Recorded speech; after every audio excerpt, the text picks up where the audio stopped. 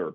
Um, I will talk a little bit about a number of these, not comprehensively, because there's so much I could talk about. I could do a whole presentation in any one of these areas. But I want to give folks an idea and an understanding of how many different things that we actually do within the stormwater program.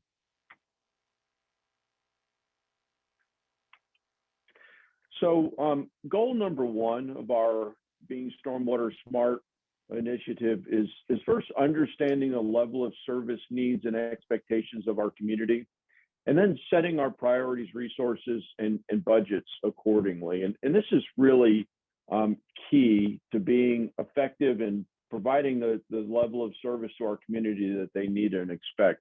And this is a big area where SMAC, the Stormwater Management Advisory Commission, really does help us. And it's important that we get a diversity of views from SMAC. So one of the things that we did a couple of years ago is we changed the language in the enabling ordinance for SMAC that put diversity objectives right in that ordinance. And we're making progress there. There's still more work to do, but diversity, equity, inclusion are a big part of what we are looking at and how we can change in our program, both in terms of setting priorities for how we do work, how we engage with the community, how we operate internally in terms of our hiring practices, our procurement practices. And really our goal is to reflect the community values, understand the needs of the community, and deliver equitable solutions. We're working smarter in terms of how we're doing our watershed planning. We are, those of you know the history of Raleigh, we've done a number of watershed studies, drainage basin studies over the years. Some of those date back 30 plus years. I was involved in a couple of the very early ones many years ago. They have not been updated, so they need to be updated. But we also need to rethink how we're doing those studies and how we're engaging the community, what data we have and can collect from the community, and really look at delivering these plans from a holistic standpoint, so that we are addressing a number of our evolving goals within our program. We're working smarter related to the level of service that we want to provide. Excuse me, one of the things we've done the last several years here in Raleigh as part of our budget preparations is to put together different level of service options for SMAC and City Council to consider and to vote and select what they would like to provide to the community. And these levels of service correspond to expanded areas of service that we currently provide, and in some cases, new areas of service that we'd like to provide. And this table here shows a summary of the options that we've just recently provided as this past budget cycle for FY22. And we each of these levels of service corresponds to different stormwater fee in our rate structure. And this last round, which was this past spring, we gave this option to council, and they voted to provide the highest level of service that we suggested. And that was option 3, and that corresponded to them increasing the stormwater fee in Raleigh by $1.50 per single family equivalent unit. So we have gone from $5.50 to $7, and that just started this month in July. And by doing that, we were able to expand a number of areas. We're expanding our stream stabilization program. We're expanding our flood hazard mitigation buyout program. And we're expanding our green stormwater infrastructure program to add retrofits and GSI on city projects and city properties as well.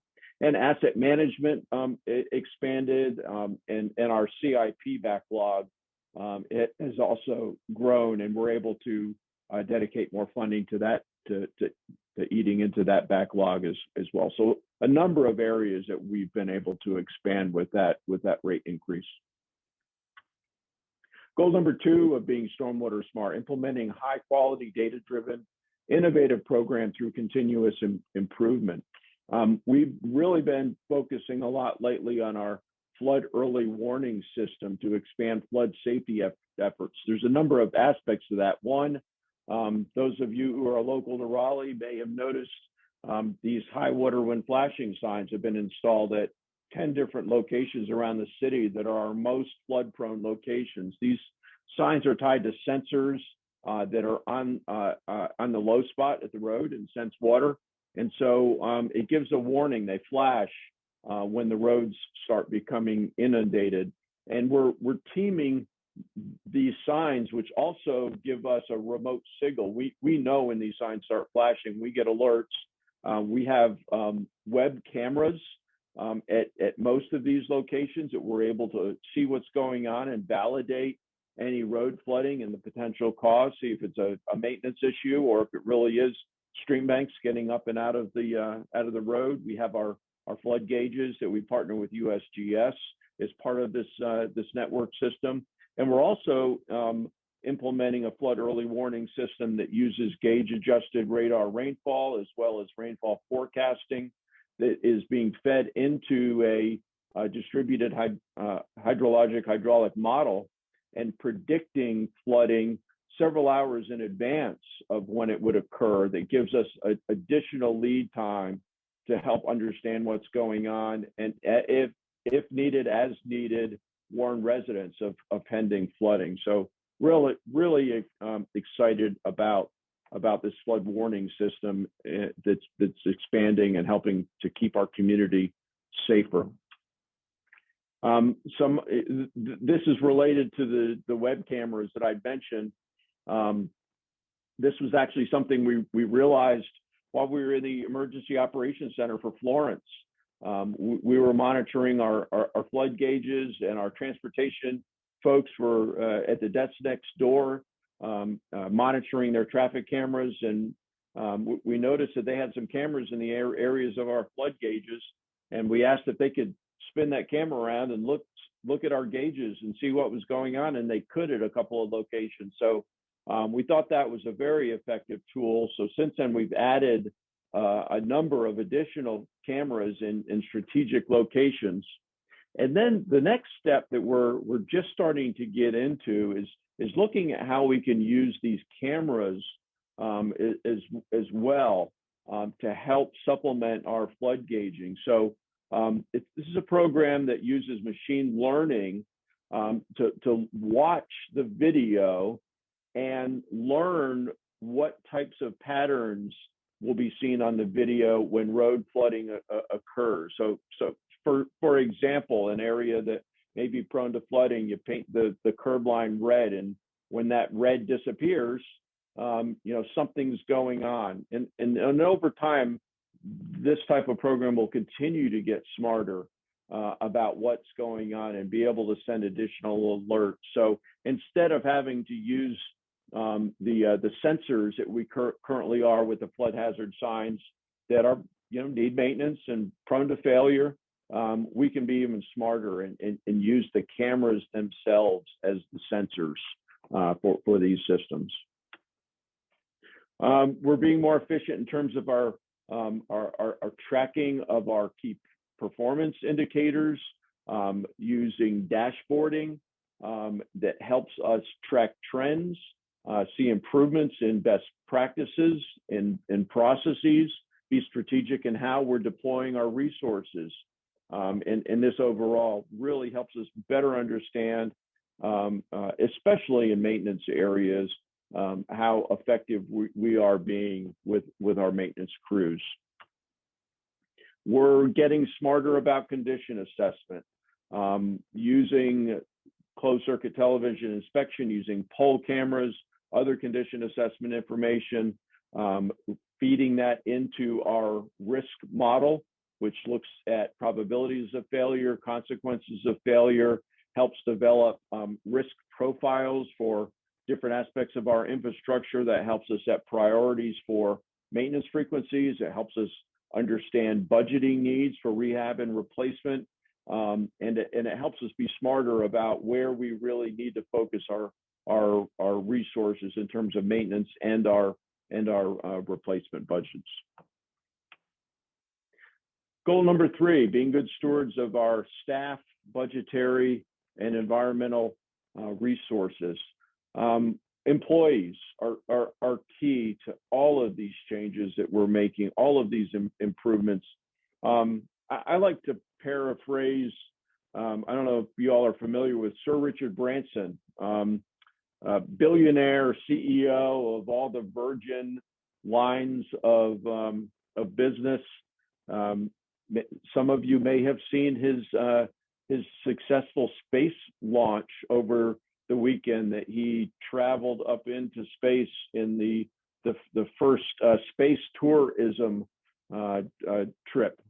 Pretty exciting. I enjoyed watching that myself. But the context here is paraphrasing something that he has said often that I agree with. It's really the employees are what is key. You know, it even goes so far as say the customers aren't the most important thing. Your employees are the most important thing, because if you take good care of your employees, they're going to take care of the customers, and the customers will get taken care of very well that way. So, that's something we really focus on here, is taking good care of our employees, giving them the resources, the flexibility. We've had a lot of lessons learned over the last 15, 16 months now through this pandemic of how to help with work-life balance, how to balance working remotely, using virtual technologies. And it's going to be important for us to take those lessons forward into this new hybrid environment, continue to maintain, improve productivity, and help our employees maintain that work-life balance. Being smarter about helping to protect people in the natural environment. A big milestone that we've just reached recently here in Raleigh is we adopted new floodplain protection regulations that will keep new development out of the floodplain in flood-prone areas. And this was a change the council just recently adopted. We're in the process of working with FEMA and the state to update our flood maps. So as soon as those new flood maps are adopted, which we expect to be by the end of this year, the new floodplain regulation changes will also go into place. And then in addition to these development restrictions in the floodplain, we're adding an equitable voluntary flood hazard buyout mitigation program that's increasing our available funding in-house to use as matching funds for FEMA buyout money that's available, as well as in some cases perhaps doing buyouts ourselves to restore the floodplain, get homes and houses out of flood-prone areas to keep people safer in high-risk areas, and provide a lot of other green space, open space benefits that we can work with our parks and greenway trails and a lot of other city amenities as well. Working smarter with funding. We're looking at a variety of funding sources. We do, as I mentioned, we have a stormwater utility fee that provides the majority of our funding for our program. But we're also looking at a number of other areas as well. We do a pretty good job with grant funds, and we're continuing to look at how we can increase that and further leverage available grants at the state and federal level. We have not ever done bonding in the Raleigh Stormwater program, but we have a considerable backlog of capital improvements projects, and we're taking a hard look at revenue bonds as a way of helping implement the projects that the community needs now as quickly as possible, and paying for them over a longer period of time, say 30 years, which really I believe, we believe is more equitable and fair in that the people that are enjoying the benefits of that infrastructure are helping to pay for it too, over the period of time. So all of the infrastructure is being paid for by residents who are here right now, residents that move here in 5 years, in 10 years, who will also benefit from the infrastructure we're putting in now, will also be helping to contribute to paying for that. So I do think it's a better way of funding, especially major infrastructure projects that will be around for a long period of time. We're doing some work looking at mitigation credits too, stream bank mitigation, wetlands mitigation, and nutrient banking. So a lot of other Raleigh city departments buy these types of mitigation credits on the open market from third parties. We have the ability within the stormwater program to generate those credits, sometimes for projects we're already doing anyway.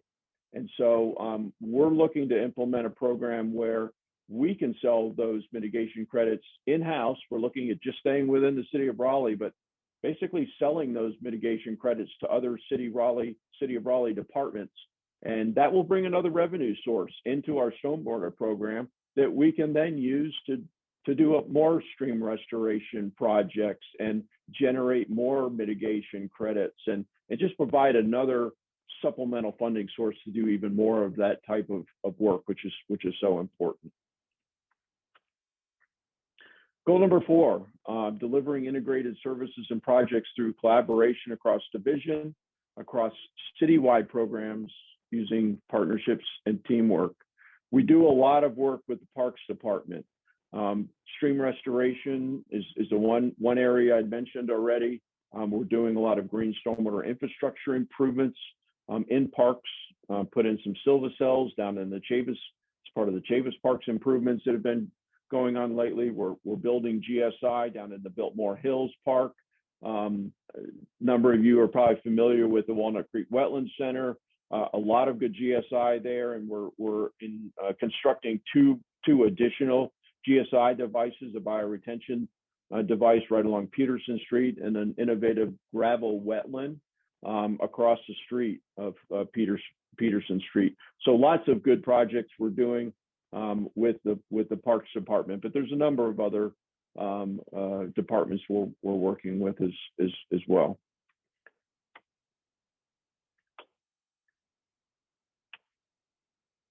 I mentioned GSI, roadway design and construction, who is another division who's in engineering services, the same department where we are, has really stepped up and is leading the way in implementing green stormwater infrastructure on a lot of their roadway projects in cooperation with DOT. And we're in a lot of discussions looking for additional ways to partner with DOT on these types of projects as well.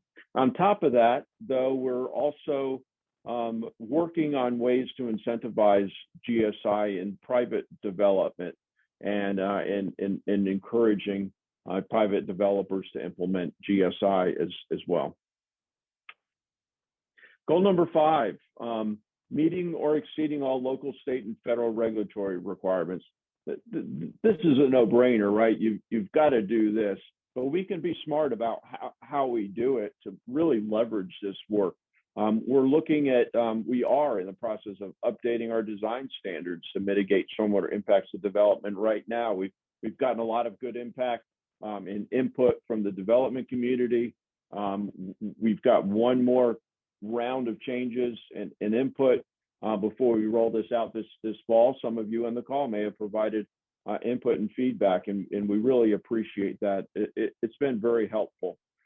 So we're strengthening some of those control requirements. The other thing that we're looking at is we're updating our rainfall intensity, duration, frequency curves to reflect some of the changes we're seeing more recently. So in some cases, the design standards may change a little bit. If nothing else, we're committing to re-looking at those every 5 years to see what changes are occurring, to make sure that we are designing our stormwater infrastructure in a sustainable and resilient manner, so that as climate change does continue to occur, which we do expect, we're going to be sizing our infrastructure appropriately. Being more proactive in our maintenance practices. I mentioned KPIs and tracking. This really helps us understand the resources that we need. And as our system grows, which we're a growing community, and that brings a lot of benefits, but it brings a lot of challenges as well. And we need to make sure that we're keeping up and really understanding from an asset management standpoint the resources we need and that we will continue to need as the city grows. I mentioned we're looking at putting a lot of green stormwater infrastructure in, and that's going to be important. But we need to make sure that we're making provisions for how that green stormwater infrastructure will be maintained over the years, so that it's functioning well, that it still has good aesthetics, which is an important part of it, and that we have the resources to do that maintenance with our staff in-house, as well as all the other more traditional stormwater infrastructure as well. We need to improve reliability, and we need to make sure that we're making the repairs, the maintenance before we have failures in order to save costs and be more efficient. Another cool project we're doing, being smarter with technology. Lake Johnson, which is one of the larger lakes that the stormwater program manages down on the south side of town on Walnut Creek.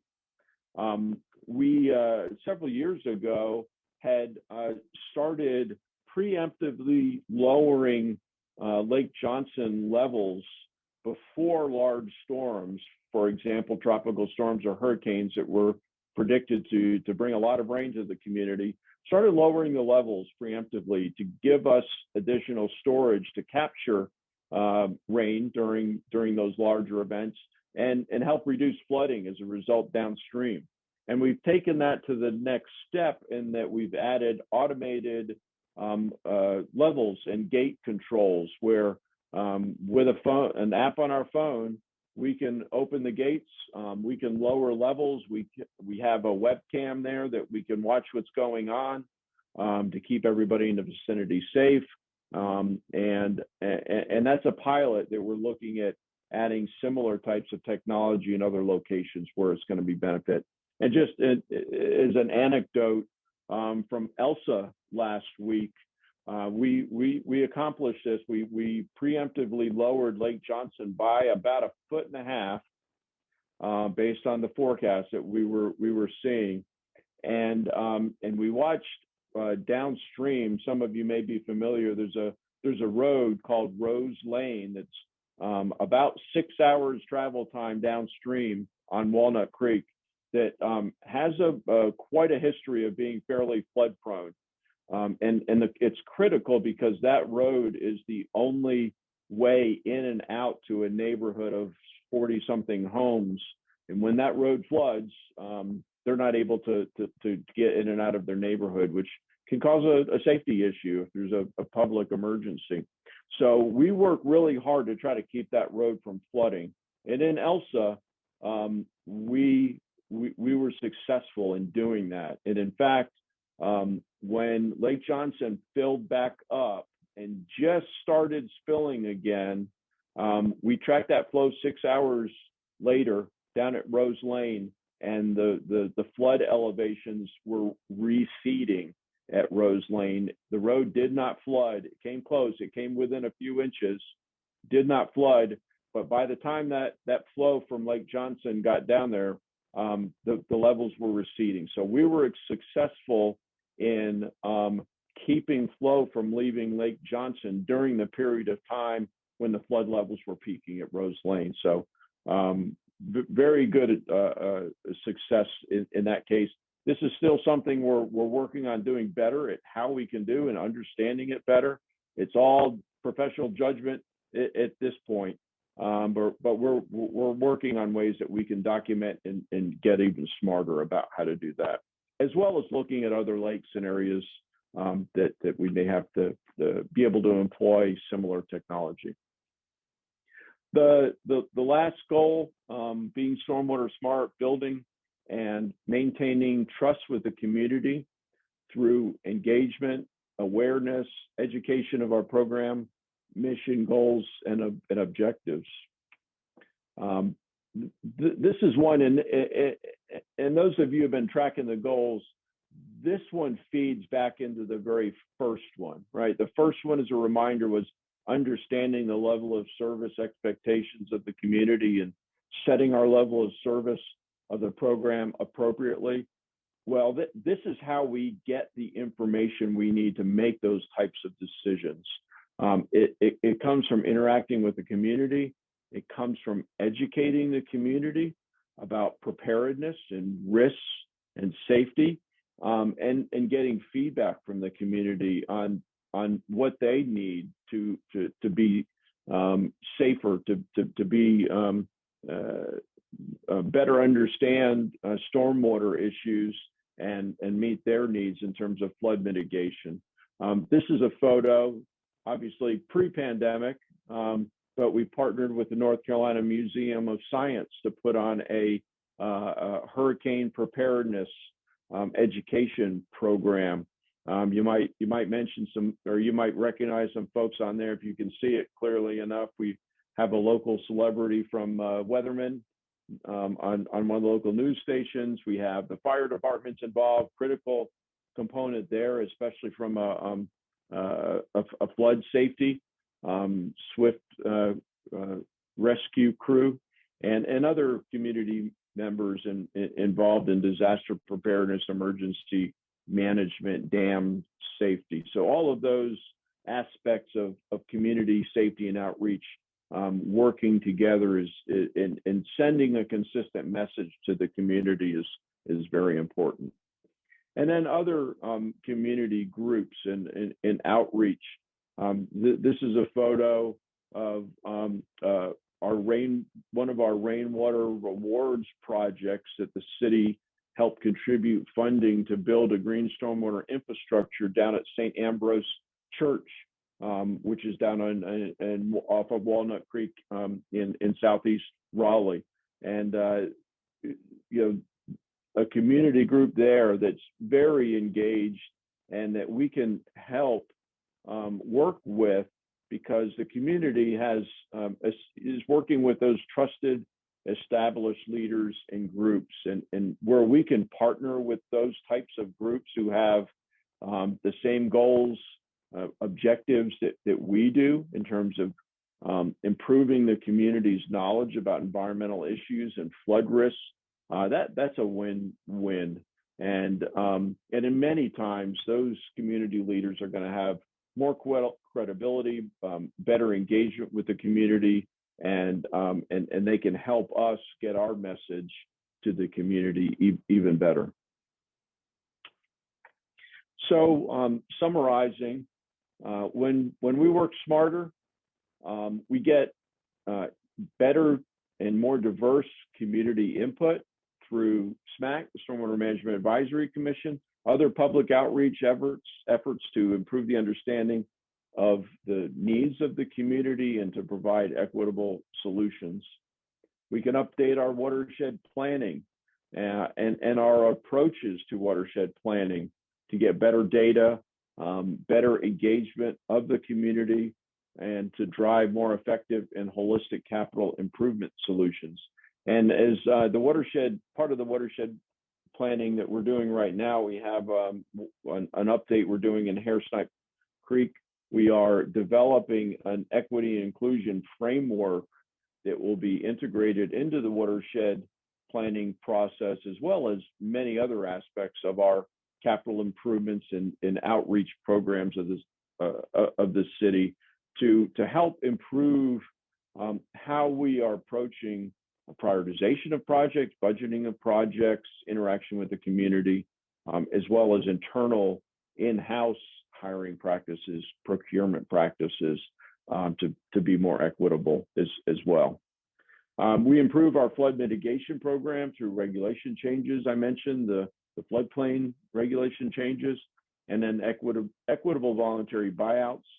And another aspect of this I forgot to mention, we are looking to bring our floodplain modeling in-house, become a cooperating technical partner for FEMA that will allow us to update the FEMA flood maps on a more regular basis. Raleigh's floodplain maps have not been updated since, I believe it's 2006, and that's just too long. We can't wait that long. We need to bring that in-house, make those updates on a more regular basis, and help our community be more prepared. Use green stormwater infrastructure on city projects. We want to lead by example in that area, as well as encourage green stormwater infrastructure use by private development. Improve our design standards to mitigate the near and long-term stormwater impacts of development and client change. And then finally, reach the community through trusted, established leaders and groups to improve engagement, awareness, and knowledge of our program mission goals and objectives. And I think that's all I've got. Just to close, our vision, as I mentioned at the beginning, is to be the smartest stormwater program possible to economically and equitably achieve our mission. Any ideas or feedback we have on how we can be stormwater smarter or help our community be Joe, and Joe asks, let me pull up the chat. What does climate change have to do with stormwater design? Yeah, good question.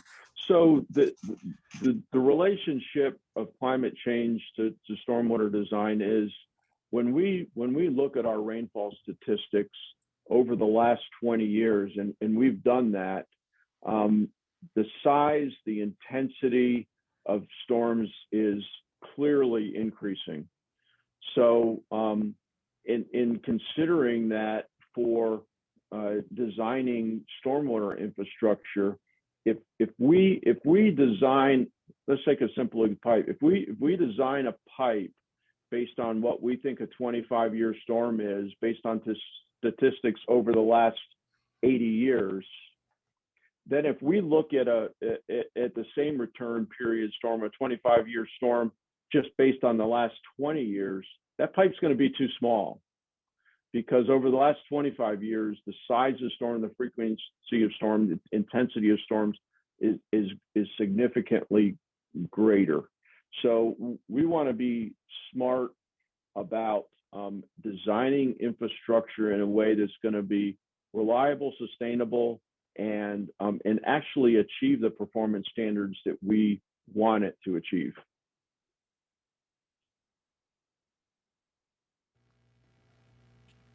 Excellent, thank you. We have another question from Curie.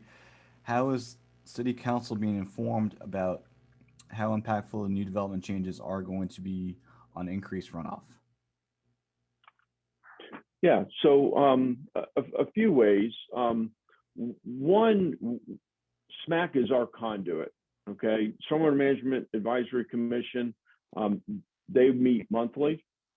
They are all appointed by City Council members, and so they do interact with City Council, and we have a City Council liaison, Council Member Knight, who is our liaison with SMAC. So that's one conduit that we have with Council in terms of conveying policy issues such as new development impacts to them. Another change we've recently made is that we have appointed liaisons between SMAC and the Planning Commission. So as rezoning cases come up, especially significant ones, the stormwater program is involved in the evaluations and discussions of the potential stormwater impacts that those rezoning cases may have. And so that's another way that stormwater is getting involved directly in providing feedback as part of the rezoning cases. And then we're always there in the council chambers as those rezoning cases are being heard, and quite frequently are called to the podium and asked to comment on questions and impacts of those rezoning cases. And then ultimately, we have our regulatory authority that as site plan reviews are submitted, we review those for compliance with our regulations to make sure that our post-construction regulations are being met, which essentially say the 2 and 10-year storm peak flows after construction have to be less or equal than pre-construction flows. And so we make sure that those are met, as well as look for other opportunities to try to incorporate green stormwater infrastructure in other areas that can provide even more benefit. And council's been very supportive of our GSI effort. In fact, we recently presented a green stormwater infrastructure plan to council. They sent it to the Growth and Natural Resources Committee, which endorsed it unanimously. That committee sent it to the full council, and the full council recently endorsed it unanimously. And there's a number of elements of that GSI plan. A few of them I've talked about, using GSI in city projects. We've hired a green stormwater infrastructure advocate, which is it's a new position in our plan review group. That person starts on Monday, and that person will be charged with helping to work with private development to incorporate GSI and where and how that can be beneficial, because many times it can be less expensive than traditional controls.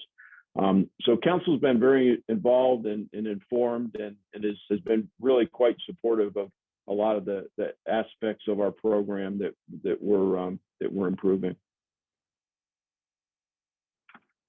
Thank you. All right. Appreciate all the questions, guys. Good questions coming in. Riza asks, thanks for the good presentation. I feel like the main source of your funding is increasing the fees to the public, which is not fair. Are you guys putting more pressure on developers and possibly grants, etc.?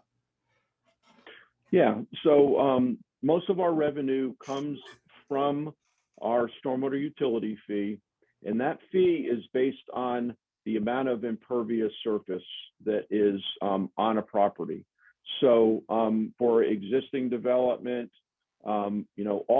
each single family is charged based on the impervious area. There's different tiers of impervious area for residential, and then commercial though is based in proportion to the amount of impervious area. So if you have a large parking lot, we measure the impervious area that is on that lot, divide it by 2260, which is the average amount of impervious surface in our single family equivalent unit. And then that commercial development pays that multiple of our stormwater fee. So simply if a parking lot has 10 times the impervious surface of a home, they'll pay 10 times the stormwater fee. So they would pay $70 a month. So we believe that's a very equitable way of charging for stormwater service, because impervious area is a direct way to measure downstream stormwater impacts. And then in terms of the development fees, we do charge fees for plan review and erosion control permits that pays for our plan reviewers and our inspectors to go out and inspect during construction. And we are in the process of looking at whether those fees need to be raised. They do not fully cover the cost of our inspections and plan review people right now. So that is something that we believe we need to bump up a little bit. They were bumped up here recently, but I think probably more is needed. But by far the biggest source of our revenue is the impervious surface based fee, which we believe is a fair way to pay for all the elements of our stormwater program. All right, thank you.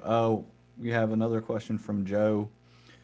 Will the Falls Lake watershed rules be changing anytime soon to ease restrictions on single lot runoff rules? Specifically, you cannot presently clear more than 1/2 acre without implementing stormwater controls. Yes, I'm not aware of any changes in the Falls Lake rules that are pending. Now, I'm going to caveat that by saying, so the Stormwater Division only regulates within the city limits, which is really a very, very small part of the Falls Lake watershed is actually in the city limits. It's called the urban watershed area, and it's mostly a corridor right along Falls of the Noose Road, kind of up just near the dam. So no proposed changes that I'm aware of pending in those rules, and I'm not familiar with any other changes by any of the other local governments that regulate the rest of the watershed. Wake County, much of it goes up into Durham, and Durham County and Granville County as well. Not aware of any pending changes there.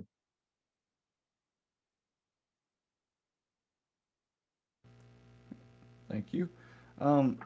Wayne, what's been the level of receptiveness to the development community using GSI? Because that is above and beyond. Have they been receptive to, using GSI?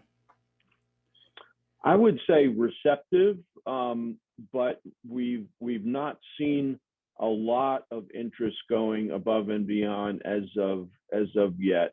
We've tried to encourage it with a couple of programs we have. One is called Green Raleigh Review, which we have an express review provision that developers can pay for that give specific site design sketch meetings beforehand, as well as an expedited review cycle. And our program gives that service for free when GSI is incorporated into a development plan. And that's been in place for a couple of years now. We've been a little disappointed that we haven't seen more interest. So we're relooking at what other incentives that we can provide. But on the other hand, we're hearing a lot more. We're having some site visits here in the near future from development that is interested in incorporating GSI that's above and beyond into their developments. And it's becoming a marketing tool in some ways for developers. We did see, for example, downtown South, high profile development as part of their rezoning process committed to incorporating green stormwater infrastructure into their development that was above and beyond what they had to do from a regulatory standpoint, as well as staying out of the floodplain. And this was before the new floodplain regulations that were just adopted had been adopted. So they committed to that beforehand. So in some ways, we are seeing developers becoming aware that the community is expecting above and beyond stormwater controls and green stormwater infrastructure, and that from a public perception, from a positive outcome perspective, development is taking it seriously and starting to look at going above and beyond with stormwater controls. I think that trend's going to continue. Thank you. Any other questions? Feel free to post them in the chat. We appreciate the questions so far.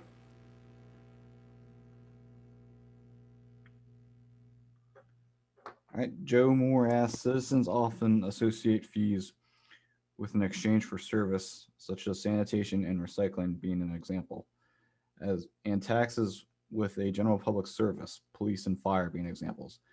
Has there been any consideration of doing away with the stormwater fees and rolling them into the tax rate? Any thoughts to share on this idea? Yeah, so good question. I think the trend is the opposite. I think the trend is that communities who have historically paid for the stormwater program under property taxes are moving toward fees. And I believe the fee is very much a service for stormwater. We go out and respond to flooding issues all the time. And it's not just the person experiencing the flooding that is contributing to that flooding. It's everyone upstream of that point who has impervious surface that's generating more stormwater runoff that's creating that stormwater issue that is contributing. So in that way, the fees that are being generated we are helping everyone who has impervious surface manage the stormwater that their property is generating. So that's a service that we're providing. Another way to look at it, I think, is stormwater user fee versus property tax. Think of a high-rise building, let's say a 30-story building, and then a parking lot. And both of those, let's say each one of those takes up a city block. Okay, that high-rise building might be worth, I don't know, $30 million. And so they're paying property tax based on the value of that building. They're paying property tax based on $30 million. The parking lot might be worth $1 million. Just the land, pretty much. And they would be paying property tax based on $1 million.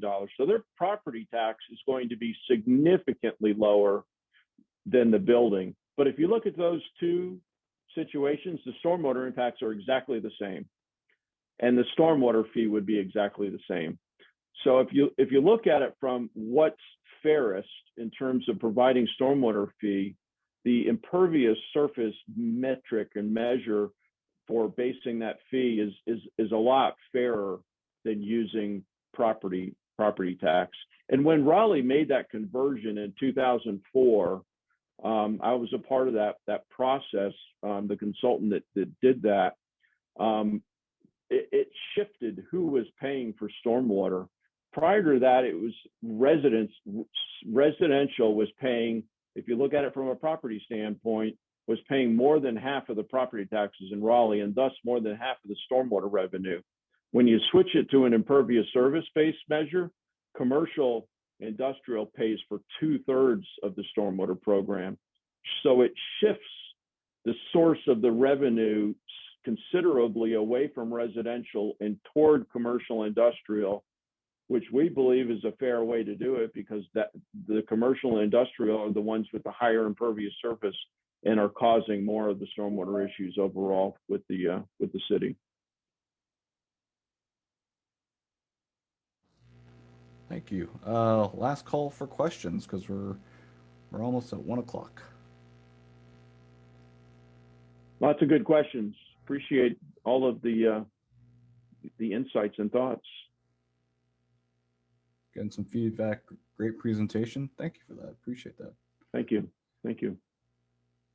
Yeah, if anybody wants to reach out to me later with any questions, any follow-up, my email is wayne.miles@raleighnc.gov. Feel free to reach out, or Chaz knows how to get a hold of me too. It's like I'll put your email in the chat. Okay, seeing no other questions, we appreciate Wayne for speaking, and we appreciate everybody who attended. So just as a reminder that $10 for every person that attended, the proceeds will go to the local food bank. So we're supporting a great cause. We will see you virtually in August. Take care, everybody. Thanks, everybody. Appreciate the opportunity. Thanks for attending.